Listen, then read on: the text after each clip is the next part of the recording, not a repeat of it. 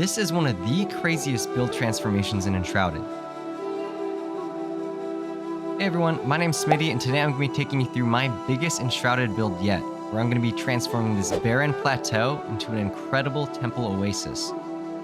I'll show you a compression of over 40 hours of my build process, and you'll see step by step how I completed this epic transformation. Hope you all enjoy, and without further ado, grab a snack, grab a drink, let's get right into it.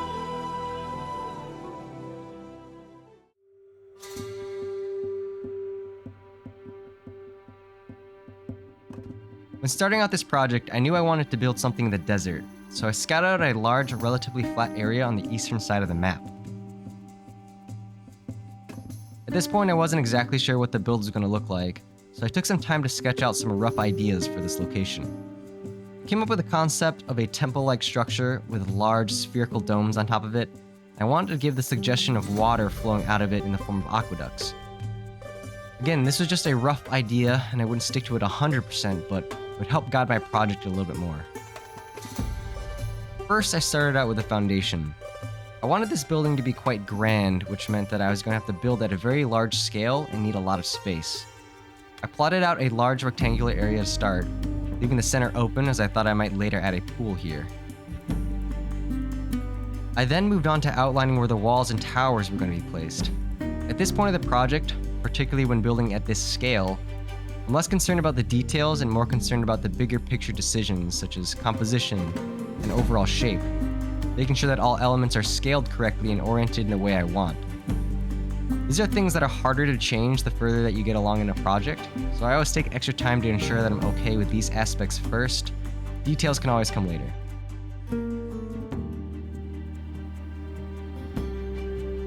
Once my walls were in, I started carving away some tall openings and pillars to make it feel less like a castle, more into the realm of a temple.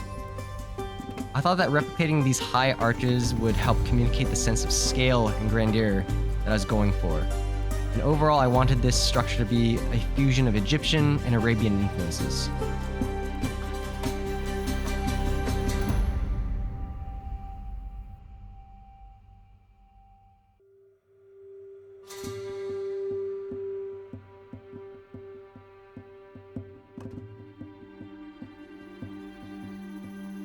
Moving to the tops of the towers, I wanted to come up with a design that really stood out. I built out some additional pillars and arches that sat out from the platform, which I think helped create some depth. And then at the very top, I decided to build out a dome-like structure.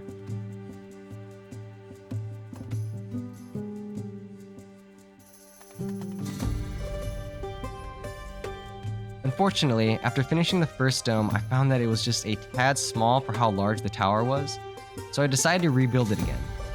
This time, slightly larger. It was a subtle difference, but definitely was the right move, and the second version fit the structure a lot better. From here, it was just a matter of duplicating this design on all 4 towers.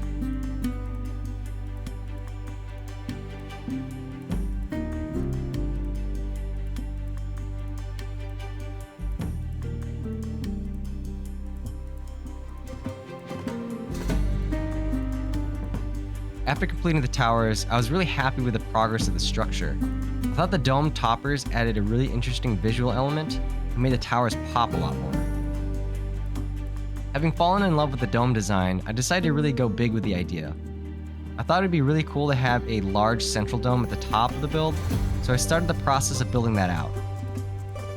This was a super tedious task, as I had to lay each brick one by one until I got the overall shape that I wanted.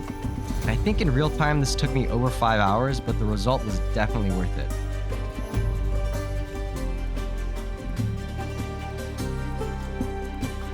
I then made some corrections to the underlying foundation shape, trying to integrate arches that would better fit the contour of the dome, and then started removing the floor to open it up to the structure below.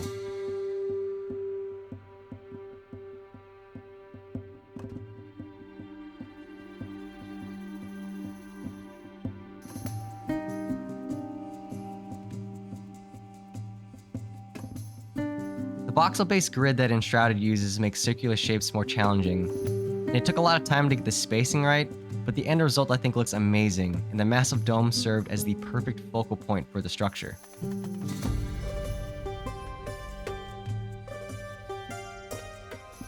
Next, it was time to move on to the interiors.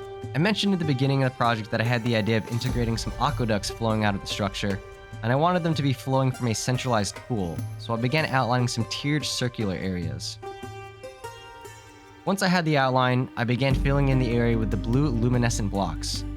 Since there is currently no water in the game, this is my creative workaround to give the suggestion of water. It's not perfect, but when you're building at a large enough scale, it can be convincing enough. The blue provides a nice contrast of color as well. I would fill the main pools on the ground floor, and then had the idea that the water could be flowing down from the upper levels. I spent some time building out some descending waterfalls, doing my best to randomize the individual blocks as much as possible to give the illusion of falling water. This was quite a difficult process, and it took a lot of time to get right, but after some trial and error, I was able to get the right look and effect that I wanted. Again, the luminescent blocks aren't the perfect solution for the lack of water in Enshrouded, but with the right eye, I do think it can make a nice stylized substitute. Now that my pools are in place, I wanted to challenge myself and integrate something outside the box, like a giant serpent. One of the coolest aspects of Enshrouded's build system is the flexibility of its terrain modification tools. Unlike their build block counterparts, terrain blocks such as dirt, stone, and sand behave much differently in that they blend together to form much softer edges. This is incredibly useful as it opens up the possibility of sculpting organics, such as large monsters.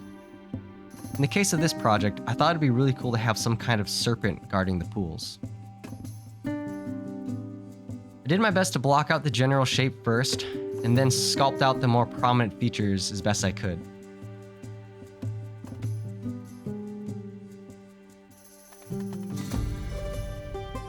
There are certainly limits to what and how you can sculpt an Enshrouded, but if you build at a large enough scale, the limitations are more muted.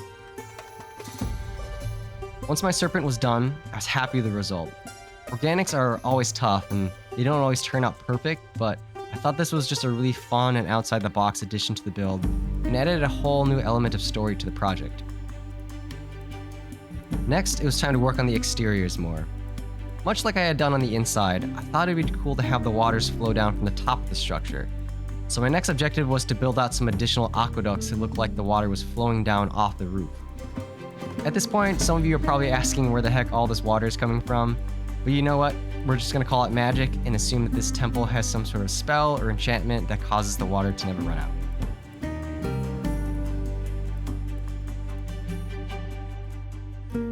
From here, it was time to work on the courtyard. I built out some channels for the water to continue to flow through, and also framed the center and edges with some additional archways.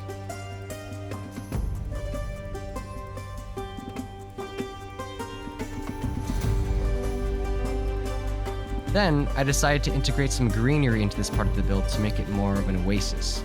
My thought was that this temple was old, and as the water started to wear down areas of the structure, it led to plants flourishing and breaking through the stone.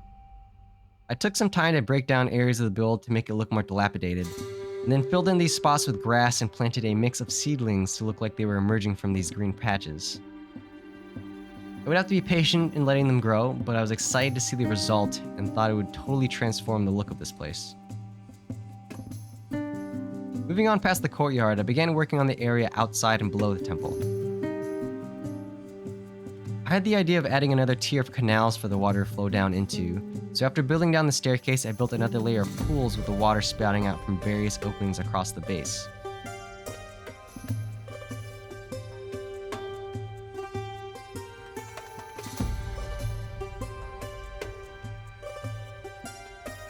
For the area just beyond the entrance, I wanted to lean into the Oasis theme and integrate more plants and trees.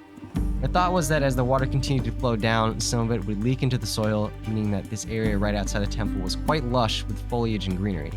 I spent some time blocking in some grass and then planting various trees, bushes, and flowers. It was pretty amazing to see this place transform as the plants grew. At this point, I was feeling pretty happy with my build progress so far. Quite the transformation from the barren desert plateau that was before.